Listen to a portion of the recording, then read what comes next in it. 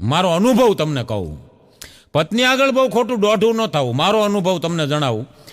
હું એક દી માર્કેટમાંથી ઘરે આવ્યો ને તે મેં મારા પત્ની મિસિસ મારા ઘરવાળી મારા વહુ એને મેં કીધું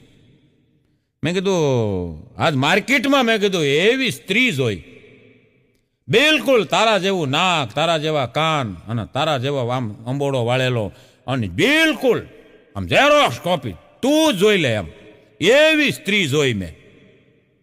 હવે એણે જે મને પ્રશ્ન કર્યો ને એમાં હું હલવાણો. મને એણે એમ કીધું ગમી. તમને શું લાગે હજી જવાબ નથી દઈ શકો?